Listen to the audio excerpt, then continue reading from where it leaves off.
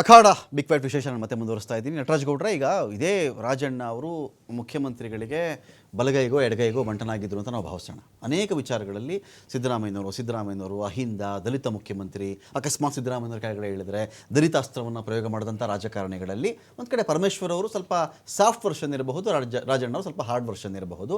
ಇದೇ ಥರ ಪಾರ್ಟಿ ಏನೇನೋ ಸಹಿಸ್ಕೊಂಡು ಒಂದು ಚಾನ್ಸ್ಗೋಸ್ಕರ ಕಾದಿದ್ದು ಶಿಶುಪಾಲ ವಧೆ ಆಯ್ತು, 108 ತಪ್ಪುಗಳಾಯಿತು, ಮುಗಿಸ್ಬಿಟ್ರ ಕಥೆನಾ? ಇಲ್ಲ, ಈಗ ನೋಡಿ, ಮಾನ್ಯ ರಾಜಣ್ಣನವರು ಸೈದ್ಧಾಂತಿಕ ಬದ್ಧತೆ ಇರುವಂಥವ್ರು, ಹಿರಿಯ ರಾಜಕಾರಣಿ.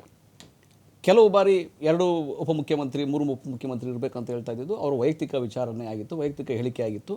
ಅದಕ್ಕೆ ಆ ರೀತಿಯಾಗಿ ಹೇಳಿಕೆಗಳನ್ನ ಕೊಡಬೇಡಿ ಅಂತ ಹೇಳಿ KPCC ಅಧ್ಯಕ್ಷರಾಗ್ಬೋದು ಅಥವಾ AICC ಅವರು ಜನರಲ್ ಸೆಕ್ರೆಟರಿ ಆಗ್ಬೋದು ಎಲ್ಲ ಅವ್ರಿಗೆ ಮಾಹಿತಿ ಕೊಟ್ಟಿದ್ದರು. ಹಾಗಾಗಿ ಅದು ಅವತ್ತಿಂದ ಮುಗಿದ ಅಧ್ಯಾಯ. ಇಲ್ಲಿ ಇವತ್ತಿನ ಆಗಿರತಕ್ಕಂಥದ್ದು ಅಂತಹ ಒಳ್ಳೆಯ ಬೆಳವಣಿಗೆ ಏನಲ್ಲ, ಅದೇನು ಎಲ್ಲರಿಗೂ ಇಷ್ಟ ಆಗುವಂಥದ್ದಲ್ಲ, ಈ ಥರ ಆಗಬಾರ್ದಾಗಿತ್ತು. ಒಂದು ಸ್ಪಷ್ಟವಾದ ಮಾತು. ಎರಡನೇದು, ಇದು ಏನಂದರೆ ಒಂದು ಲಿಮಿಟ್. ಈಗ ರಾಷ್ಟ್ರ ಮಟ್ಟದಲ್ಲಿ ಇಡೀ ದೇಶದಲ್ಲಿ ಯಾವ ರೀತಿ BJP ಮತಗಳ್ಳತನ ಮಾಡಿ ಅಧಿಕಾರಕ್ಕೆ ಬಂದಿದೆ, ಯಾವ ರೀತಿ BJP ಎಲೆಕ್ಷನ್ ಕಮಿಷನ್ ದುರುಪಯೋಗ ಮಾಡಿಕೊಂಡಿದೆ, ಯಾವ ರೀತಿ ಮಹಾರಾಷ್ಟ್ರದಲ್ಲಿ ಚುನಾವಣೆ ಆಗಿದೆ, ಹರಿಯಾಣದಲ್ಲಾಗಿದೆ, ಈಗ ಬಿಹಾರನಲ್ಲಿ ಹೇಗೆ 65 ಲಕ್ಷ ಮತಗಳನ್ನು ಅವರು ಹೊರಗಿಡಲಿಕ್ಕೆ ಪ್ರಯತ್ನ ಮಾಡಿದ್ದಾರೆ. ಇದೆಲ್ಲ ಒಂದು ಪ್ರಜಾಪ್ರಭುತ್ವವನ್ನು ಹಾಳು ಮಾಡುವಂಥ ಕೆಲಸ BJP ಮಾಡ್ತಾ ಇದೆ. ಸೊ ಅದನ್ನು ಉಳಿಸ್ಬೇಕು ಅಂತೇಳಿ ಇಡೀ ದೇಶದಲ್ಲಿ ಒಂದು ಕರೆ ಕೊಟ್ಟು, ಅದಕ್ಕೆ ಬರೀ ಕಾಂಗ್ರೆಸ್ ಅಲ್ಲ, ಜನಸಾಮಾನ್ಯರು ಕೂಡ ಅದ್ರಲ್ಲಿ ಭಾಗಿಯಾಗಬೇಕು, ಬೇರೆ ವಿರೋಧ ಪಕ್ಷಗಳದ್ದು ಭಾಗಿಯಾಗಬೇಕು. ಯಾರು ಪ್ರಜ್ಞಾವಂತ ಮತದಾರರು ಯಾರ್ಯಾರಿದ್ದಾರೆ, ಇವನ್ BJP ಓಟ್ ಹಾಕಿದ್ರು ಪರವಾಗಿಲ್ಲ, ಅವರು ಕೂಡ ಇದನ್ನು ಅರ್ಥಕೋಬೇಕು ಅಂತೇಳಿ ನಾವು ಇಡೀ ದೇಶದಲ್ಲಿ ಒಂದು ಹೋರಾಟವನ್ನು ಮಾಡ್ತಾ ಇರೋದು. ಆ ಹೋರಾಟಕ್ಕೆ ಧಕ್ಕೆ ಆಗೋ ರೀತಿಯಲ್ಲಿ ಆಗಿರತಕ್ಕಂಥದ್ದು ಅದು ಸ್ವಾಭಾವಿಕ ಅಲ್ಲ, ಮತ್ತು ಅದು ಅಗತ್ಯ ಇರಲಿಲ್ಲ. ಸಚಿವರೊಬ್ಬರ ವಾಕ್ ಸ್ವಾತಂತ್ರ್ಯಕ್ಕೆ ಅಭಿಪ್ರಾಯ ವ್ಯಕ್ತಪಡಿಸುವಿಕೆಗೆ ನಿಮ್ಮ ಪಾರ್ಟಿ ಅಡ್ಡಿಪಡಿಸ್ದಂಗೆ ಆಗಲಿಲ್ವಾ ಇದು? ನೋಡಿ, ಸಚಿವರೊಬ್ಬರ ವಾಕ್ ಸ್ವಾತಂತ್ರ್ಯದಲ್ಲ ಇದು. ಒಬ್ಬ ಕಾಂಗ್ರೆಸ್ ನಿಷ್ಠಾವಂತ ಯಾವುದೇ ಕಾಂಗ್ರೆಸ್ ಕಾರ್ಯಕರ್ತ ಆದರೂ ಕೂಡ ಈ ಕಾಂಗ್ರೆಸ್ನ ಈ ನಿಟ್ಟಿನಲ್ಲಿ ಯಾವ ರೀತಿಯ ದೊಡ್ಡ ಮಟ್ಟದ ಹೋರಾಟ ಇದೆ, ಆ ಹೋರಾಟಕ್ಕೆ ಪೂರಕವಾಗಿ ಎಲ್ಲ ತಮ್ಮ ನಡೆನುಡಿಗಳು ಇರಬೇಕಾಗ್ತದೆ. ಆ ಪೂರಕವಾಗಿಲ್ದಲೇ ಬಾಯಿ ತಪ್ಪಿನಿಂದ ಹೇಳಿರ್ಬೋದು, ಅದ್ರಲ್ಲಿ ಎರಡನೇ ಮಾತಿಲ್ಲ. ಅವರೇನೋ ಅದು ಬೇಕಂತ ಹೇಳ್ಬೇಕಂತೇನಿಲ್ಲ, ಬಾಯಿ ತಪ್ಪಿನಿಂದ ಆಗಿರ್ಬೋದು. ಆದರೆ ಅದು ಪೂರಕವಾಗಿಲ್ಲ, ಅದರಿಂದ ಸ್ವಲ್ಪ ಮುಜುಗರಕ್ಕೊಳಗಾಗ್ತದೆ ನಾಯಕರುಗಳು. ಹೈಕಮಾಂಡ್ ಒಂದು ಪಾರ್ಟಿಯ ಡಿಸ್ಸೆಂಟನ್ನು ಅತೃಪ್ತಿಯನ್ನು ಅಸಮಾಧಾನವನ್ನು ಹ್ಯಾಂಡಲ್ ಮಾಡೋ ರೀತಿ ಕರೆಕ್ಟಾಗಿದೆ ಅಂತ ಅನಿಸುತ್ತಾ ತಮಗೆ? ಬಿಗಿ ಕಾಂಗ್ರೆಸ್ ಸ್ಪೋಕ್ಸ್ ಪರ್ಸನ್. ಹೌದು, ಖಂಡಿತ ಕರೆಕ್ಟ್ ಆಗಿದೆ, ಇದು ಸರಿಯಾಗಿದೆ. ಹೌದು, ಕರೆಕ್ಟ್ ಆಗಿದೆ. ಶಿಸ್ತು ನೋಡಿ, ಶಿಸ್ತು ಅನ್ನೋದಿದೆಯಲ್ಲ, ಅದು ಬೇಕೇ ಬೇಕು.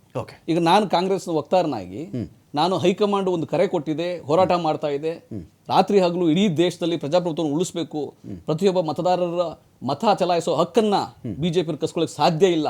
ಒಬ್ಬ ವ್ಯಕ್ತಿಗೆ ಒಂದು ಮತ ಇರಲೇಬೇಕು, ಪ್ರತಿಯೊಬ್ಬ ಭಾರತೀಯ ನಾಗರಿಕನಿಗೆ. ಯಾವುದೇ ಸಮಯದಲ್ಲಿ ಚುನಾವಣಾ ಆಯೋಗ ನಿಷ್ಪಕ್ಷಪಾತವಾಗಿ ನ್ಯಾಯಸಮ್ಮತವಾಗಿ ಮತಗಳನ್ನು ಕೊಡಬೇಕೇ ಹೊರತು ಕಸ್ಕೋಬಾರದು. ಆ ನಿಟ್ಟಿನಲ್ಲಿ ಕಸ್ಕೊಳ್ಳೋ ಕೆಲಸ ಮಾಡ್ತಾ ಇದೆ. ST ಸಮುದಾಯದ 2ನೇ ನಾಯಕನ ತಲೆದಂಡ ಇದು. ST ಸಮುದಾಯದ ಕಡೆಯಿಂದ ಮುಂಬರ್ತಕ್ಕಂಥ ಚುನಾವಣೆಗಳ ದೃಷ್ಟಿಯಿಂದ ಬಿಹಾರ ಆಗಲಿ ಯಾವ್ದಾದ್ರು ಬೈ ಎಲೆಕ್ಷನ್ಗಳಾಗಲಿ ನಿಮಗೆ ಈ ನಿರ್ಧಾರ ಈ ಸಂದರ್ಭದಲ್ಲಿ ರಾಜಕೀಯವಾಗಿ ಸರಿ? ಈಗ ನೋಡಿ, ನಾನು ಅದು ತಲೆದಂಡ ಅಂತ ಹೇಳಲಿಕ್ಕೆ ಸಾಧ್ಯ ಆಗೋದಿಲ್ಲ. ಅವರು ಈಗ ಮಂತ್ರಿ ಪದವಿಯಿಂದ ಆಚೆ ಬಲಿ ಅಂತ ಹೇಳ್ತೀರಾ? ನೋಡಿ, ಮಂತ್ರಿ ಪದವಿಯಿಂದ ಆಚೆ ಬಂದಿರಬಹುದು, ಆದರೆ ಅವರು ನಮ್ಮ ನಾಯಕರವರು. ಓಕೆ, ಅವ್ರು ಬಾಯಿ ತಪ್ಪಿಯಿಂದ ಹೇಳಿರ್ಬೋದು. ಈ ರೀತಿಯ ಘಟನೆ ಆಗಬಾರ್ದಿತ್ತು ಅಂತ ನಾವು ಹೇಳ್ತಾ ಇದೀವಲ್ಲ, ಇದು ಒಳ್ಳೆಯ ಘಟನೆ ಅಲ್ಲ. ಅವರು ನಮ್ಮ ನಾಯಕರು, ಸಂಘಟನೆಯಲ್ಲಿ ಅವರು ಸಂಘಟನೆ ಮಾಡ್ತಾರೆ. ಅವರೇ ಹೇಳಿದ್ದಾರೆ, ಇದು ಬಾಯಿ ತಪ್ಪಿಂದ ಬಂದದ್ದು, ಫ್ಲೋನಲ್ಲಿ ಬಂದದ್ದು ಅಂತ ಹೇಳ್ಬಿಟ್ಟಿದ್ದಾರೆ ಅವರೇನೆ. ಸೊ ಹಾಗಾಗಿ ಅದನ್ನು ನಾನು ಉತ್ಪ್ರೇಕ್ಷೆ ಮಾಡಿ ಅಥವಾ ದೊಡ್ಡ ಮಟ್ಟದಲ್ಲಿ ಮಾಡಿ ನಮ್ಮ ಕಾರ್ಯಕರ್ತರಂತೂ ಅವ್ರಿಗೆ ಯಾವ ರೀತಿಯಾಗಿ ಗೌರವವನ್ನು ಕೊಡಬೇಕು ಅದೇ ರೀತಿಯಾಗಿರುತ್ತೆ. ಈ ಒಂದೇ ಒಂದು ಚಿಕ್ಕ ಘಟನೆಯಿಂದ ಹಿಡಿದು ಅವ್ರನ್ನ ಅಗೌರವ ತೋರುವಂಥ ಕೆಲಸವನ್ನು ಕಾಂಗ್ರೆಸ್ ಅವರಂತೂ ಮಾಡಲ್ಲ. BJP ಇಂಥದ್ದು ಚಾನ್ಸ್ ಕಾಯ್ತಾ ಇರ್ತಾರೆ. ಅವ್ರಿಗೆ ಈಗ ಯಾರು ಶೋಕ ವ್ಯಕ್ತಪಡಿಸ್ತಾ ಇದ್ರು ಅಶೋಕ್ ಅಂತವರು, ಇದಕ್ಕಿದಂಗೆ ಅದೆಲ್ಲ ಅನಗತ್ಯ. ಅದಲ್ಲ. ಚರ್ಚೆಗೆ ಒಂದಷ್ಟು ಅವಕಾಶ ಕೊಡಿ ಅಂತ ಕೇಳಿದ ತಕ್ಷಣ ಲೋಕಸಭೆಯಲ್ಲಿ ಒಂದಷ್ಟು ಅವಕಾಶ ಕೊಡಿ ಅಂತ ತಕ್ಷಣ ಅದಕ್ಕೆ ಜಗದೀಪ್ ಧನ್ಕರ್ ಅವರು ಅವಕಾಶ ಕೊಟ್ಟುಬಿಟ್ರು ಅಂತ ಕಾರಣಕ್ಕೆ ಇವತ್ತು ಜಗದೀಪ್ ಧನ್ಕರ್ ಅವ್ರನ್ನ ದೇಶ ಹುಡುಕ್ತಾ ಇದೆ. ಕೆಲವು ಪ್ರತಿಪಕ್ಷಗಳು ಹೇಳಿಬಿಟ್ರು, ಅದೆಲ್ಲೋ ಅಡ್ರೆಸ್ ಇಲ್ಲಪ್ಪ, ಹೆಬಿಯಸ್ ಕಾರ್ಪಸ್ ಏನಾದರೂ ಹಾಕಬೇಕಾ ಅವರಿಗೆ ಅಂತ. ಆ ಮಟ್ಟದ ಅಸ್ತ್ರ ನೀವು ಪ್ರಯೋಗ ಮಾಡಲಿಲ್ವಾ? ನೋಡಿ, ಅವ್ರು ನಾಪತ್ತೆ ಆಗಿದೆ ಪಾಪ. ಅವ್ರಿಗೆ ಅಗೌರವ ಕೊಡಿ ಅವ್ರನ್ನ ನಿರ್ಗಮನ ಮಾಡಿಸಿದ್ರು. ಗೌರವ ಕೊಟ್ಟು ನಿರ್ಗಮನ ಆಗ್ತದೆ, ಅದ್ರ ರಾಜಕಾರಣದಲ್ಲಿ ಇವೆಲ್ಲ ಮಾಡ್ತಾರೆ, ಆದರೆ ಅಗೌರವ ಕೊಡಿ ನಿರ್ಗಮನ ಮಾಡಿಸಬಾರ್ದಾಗಿತ್ತು ಅಷ್ಟೇ. ಅಲ್ಲ, ಈಗ ಜಗದೀಪ್ ಧನ್ಕರ್ ಅವರು ಏನಕ್ಕೆ ರಿಸೈನ್ ಮಾಡಿದೆ ಅಂತ ಅವರ ರೆಸಿಗ್ನೇಷನ್ ಲೆಟರ್ ಹೇಳಿದ್ದಾರೆ, ಅವ್ರ ಹೆಲ್ತ್ ಇಶ್ಯೂ ವಿಚಾರವಾಗಿ. ಸೊ ಅದರಿಂದ ಆಚೆಗೆ ಪ್ರತಿಪಕ್ಷಗಳು ಏನ್ ಬೇಕಾದ್ರೆ ಹೇಳ್ಕೋಬಹುದು, ಹೇಳ್ಕೊಳ್ಳಿ, ಆಯ್ತಾ? ಅದಕ್ಕೆಲ್ಲ ರಿಯಾಕ್ಟ್ ಮಾಡ್ಕೊಂಡು ಕುತ್ಕೊಳ್ಳಕ್ ಆಗಲ್ಲ. ಅವ್ರಿಗೆ ಆರೋಗ್ಯ ಸರಿ ಇರಲಿಲ್ಲ, ಏಜ್ ಫ್ಯಾಕ್ಟರ್ ಅಂತ ಹೇಳಿ ಅವ್ರು ರಿಸೈನ್ ಮಾಡಿದ್ದಾರೆ. ಓವರ್ ನೈಟ್ ಆರೋಗ್ಯ ಸರಿ ಏನಿಲ್ಲ. ಈಗ ನಮ್ಮ ರಾಹುಲ್ ಗಾಂಧಿ 2 ನಾಲಿಗೆನ ಸ್ವಲ್ಪ ಎಕ್ಸ್ಪೋಸ್ ಮಾಡೋಣ. ಈಗ ಏನ್ ಹೇಳಿದ್ರು ನಟರಾಜ್ ಗೌಡ್ರು, ಎಲ್ಲ ಭಾಷಾ ಪ್ರಯೋಗ ಮತದಾನದ ಹಕ್ಕು ಕೊಡ್ಬೇಕು ಅಂತ ಏನೇನೋ ಮಾತಾಡ್ಬಿಟ್ರಿ. ಇವಾಗ ಬಿಹಾರದಲ್ಲಿ ಅಲ್ಲಿ ಇದೇ ಚುನಾವಣಾ ಆಯೋಗ ಸ್ಪೆಷಲ್ ಡ್ರೈವ್ ಮಾಡಿ ನಿಮಗೆ 65 ಲಕ್ಷ ಮತದಾರರಲ್ಲಿ ಒಂದು 25 ಲಕ್ಷ ಸತ್ತೋಗಿರೋ ಲಿಸ್ಟ್ನ ತೆಗೆದು ಇನ್ನೊಂದು 12-13 ಲಕ್ಷ ಡ್ಯೂಪ್ಲಿಕೇಟ್ ವೋಟರ್ಸ್ ಇನ್ನು ಬಾಕಿ ಪರ್ಮನೆಂಟ್ ಆಗಿ ಶಿಫ್ಟ್ ಆಗಿರೋಂಥವ್ರನ್ನ ಹೆಸರು ತೆಗೆದು ಅಲ್ಲಿ ಕ್ಲೀನ್ ಅಪ್ ಮಾಡಿ ಒಂದು ಲಿಸ್ಟ್ ಕೊಟ್ಟು ಆಗಸ್ಟ್ 1 ಇಂದ ಇವತ್ತು ಆಗಸ್ಟ್ 11 11 ದಿವಸಗಳ ಕಾಲ ಸತತವಾಗಿ ಪ್ರತಿ ನಿತ್ಯನೂ ಆ ಬೂತ್ ಲೆವೆಲ್ ಏಜೆಂಟ್ಸ್ಗೆ ಪ್ರತಿಯೊಂದು ಪಕ್ಷಗಳಿಗೂ ಅದನ್ನ ಪಬ್ಲಿಷ್ ಮಾಡ್ತಾ ಇದೆ. ನಿಮ್ಮ ನೇಯರು ಇದ್ರ ಬಗ್ಗೆ ಅಬ್ಜೆಕ್ಷನ್ ಇದ್ರೆ ಕೊಡಿ ಕೊಡಿ ಕೊಡಿ ಕೊಡಿ ಕೊಡಿ ಅಂತ 11 ದಿವಸಗಳಲ್ಲಿ ಒಂದೇ ಒಂದು ಅಬ್ಜೆಕ್ಷನ್ ಕಾಂಗ್ರೆಸ್ಸಿನ ಸುಳ್ಳು ಬುರುಕ ರಾಹುಲ್ ಗಾಂಧಿ ಕೊಟ್ಟಿಲ್ಲ. ಇಲ್ಲ ನಿಮ್ ಲ್ಯಾಂಗ್ವೇಜ್ ಸರಿ, ನಿಮ್ ಲ್ಯಾಂಗ್ವೇಜ್ ಸರಿ ಇರಲಿ. ಇವರು ಇಲ್ಲ ಇಲ್ಲ ಬಿಹಾರ್ಗೆ ಅಲ್ಲ ಒಂದ್ ನಿಮಿಷ ಮೋದಿ ಇರ್ಬೋದು, ಸುಳ್ಳು ಬುರ್ಕ ಮೋದಿ ಇರ್ಬೋದು, ನೀವು ಚುನಾವಣಾ ಆಯೋಗ ಇರ್ಬೋದು, ನಿಮ್ಮ ಸುಳ್ಳು ಬುರ್ಕ 65 ಲಕ್ಷ ಮತದಾರರನ್ನ ನೀವು ಏಕಾಏಕಿ ರಾತ್ರೋರಾತ್ರಿ ಅವ್ರಿಗೆ ಮತದಾನಕ್ಕೆ ಸಮಯ ಕೊಡದಲೆ, ಅಂದ್ರೆ ಅವರು ತಾವು ಮತದಾರರು ಅಂತ ಹೇಳಲಿಕ್ಕೆ ಪ್ರೂವ್ ಮಾಡಿ ಸಮಯ ಕೊಡದಲೆ ಯಾರು ಇಲ್ಲ ಇಲ್ಲ ಅದು ನೀವು ಸುಳ್ಳು ಬುರ್ಕ ಲ್ಯಾಂಗ್ವೇಜ್ ಕಂಟ್ರೋಲ್ ಮಾಡ್ಕೊಳ್ಳಿ. ನೀವು ಮೋದಿ ಹೇಳ್ಕೊಳ್ಳಿ, ಮೋದಿ ಸುಳ್ಳು ಸತ್ಯ ಹೇಳಿರೋ ಲೈಫ್ ಅಲ್ಲಿ ಮೋದಿ 11 ವರ್ಷಗಳಲ್ಲಿ ಒಂದೇ ಒಂದು ಸತ್ಯ ಇರೋದು ಹೇಳ್ಬಿಡಿ. ಮುಗಿಸ್ಬಿಡ್ತೀನಿ, ಜನ ನೋಡ್ತೀರಾ ಡಿಸೈಡ್ ಮಾಡ್ಲಿ ಯಾರು ಸುಳ್ಳು ಡಿಸೈಡ್ ಮಾಡಿ ಗೊತ್ತಾಗಿದೆ. ಇವ್ರಿಗೆ ಬಿಹಾರದಲ್ಲಿ ಮಾತ್ರ ಎಲ್ಲಿ ಡೂಪ್ಲಿಕೇಟ್ ವೋಟರ್ಸ್ ಇದಾರೆ, ಫೇಕ್ ವೋಟರ್ಸ್ ಇದಾರೆ ಅದನ್ನ ಡಿಲೀಟ್ ಮಾಡ್ಬಿಟ್ರೆ ಇವ್ರಿಗೆ ಅಯ್ಯೋಯ್ಯೋ ಹತ್ಕೊಂಡು ಉರ್ದ್ಬಿಡುತ್ತೆ. ಕರ್ನಾಟಕಕ್ಕೆ ಬಂದ್ಬಿಟ್ಟು ಉಲ್ಟಾ ಮಾತಾಡೋದು, ಇವ್ರು ಇಲ್ಲಿ ಡೂಪ್ಲಿಕೇಟ್ ಇದಾರೆ, ಇಲ್ಲಿ ಒಂದೇ ಕಡೆ 40 ಜನ ಇದಾರೆ, ಸೊ ಇದು 2 ನಾಲ್ಗೆ ಅಲ್ವಾ ಕಾಂಗ್ರೆಸ್ದು, ಯಾವ್ದನ್ನ ಒಂದಕ್ಕೆ ಸ್ಟಿಕಾನ್ ಆಗ್ರಿ. ನಾನು ಏನಕ್ಕೆ ರಾಹುಲ್ ಗಾಂಧಿನ ಸುಳ್ಳು ಬುರುಕ ಅಂತ ಹೇಳ್ತೀನಿ ಅಂತ ಹೇಳಿದ್ರೆ ಅವ್ರ ಇತಿಹಾಸನೇ ತೆಗೆದು ನೋಡೋಣ. ರಫೇಲ್ ವಿಚಾರದಲ್ಲಿ ಇದೇ ರೀತಿ ಸುಳ್ಳು ಸುಳ್ಳು ಸುಳ್ಳು ಸುಳ್ಳು ಸುಳ್ಳು ಹೇಳ್ಕೊಂಡು ಹೋದ್ರು. ಕೋರ್ಟ್ ಹೋದ ತಕ್ಷಣ ಕೋರ್ಟ್ ಫಸ್ಟ್ ಟೈಮ್ ಚೀಮಾರಿ ಆಗ್ತು. ಸುಮ್ಮನೆ ಕೋರ್ಟ್ ನೀವು ಅಫಿಡವಿಟ್ ಆಯ್ತು, ಸೆಕೆಂಡ್ ದಾಖಲಾತಿ ಇಲ್ಲ ಅಂತ ಕೊಟ್ರಿ ನೀವು. ಸೆಕೆಂಡ್ ಕೇಳಿಸ್ಕೊಳ್ಳಿ, ಟ್ರಿಪಲ್ ತಲಾಕ್ ವಿಚಾರದಲ್ಲೂ ಅಷ್ಟೇ ಹಿಂಗೆ ಏನೋ ಒಂದು ಸುಳ್ಳು ಸುದ್ದಿ ಎಬ್ಬಿಸ್ಬಿಟ್ಟು ಅಲ್ಲೇನೋ ಹೋರಾಟ ಮಾಡ್ತೀನಿ ಅಂತ ಹೋದ್ರು, ಅಲ್ಲೂ ಕೋರ್ಟ್ ಚೀಮಾರಿ ಆಗ್ತು. ನೆಕ್ಸ್ಟ್ ಸೆಂಟ್ರಲ್ ವಿಸ್ತಾ ವಿಚಾರದಲ್ಲೂ ಅಷ್ಟೇ ಹಿಂಗೆ ಸುಳ್ಳು ಹೇಳ್ಕೊಂಡು ಕುತ್ಕೊಂಡ್ರು.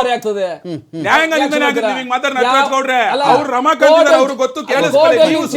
ರಾಹುಲ್ ಗಾಂಧಿ ಸುಳ್ಳು ಹೇಳ್ಬೋದು, ನಂಗೆ ನಟರಾಜ್ ಗೌಡ್ರು ನಿಮ್ಮ ಮೇಲೆ ನಂಬಿಕೆ ಇದೆ.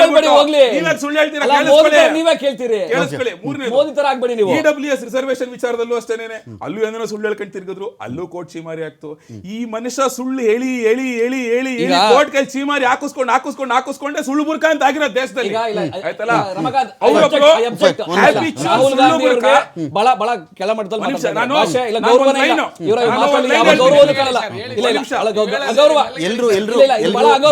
ಡಿಗ್ನಿಟಿಲೇ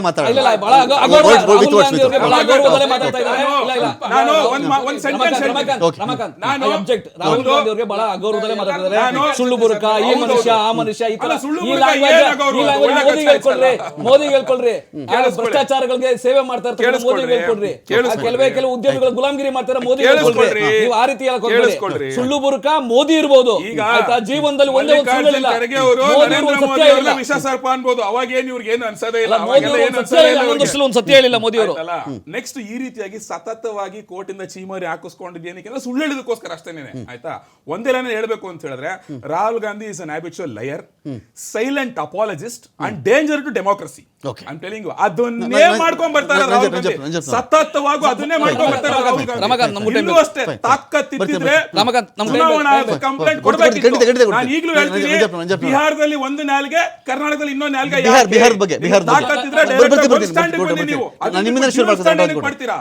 ನಿಮ್ ಕಮೆಂಟ್ ಅಂಜಪ್ನವ್ರೆ, ಈಗ ಎಲೆಕ್ಷನ್ ವಿಚಾರ ಬಂದಾಗ ಬಿಹಾರದಲ್ಲಿ ಹಿಂಗೆ ಹೇಳ್ತಿದ್ದಾರೆ, ಇಲ್ಲಿ ಹಿಂಗೆ ಹೇಳ್ಬಿಟ್ಟಿದ್ದಾರೆ.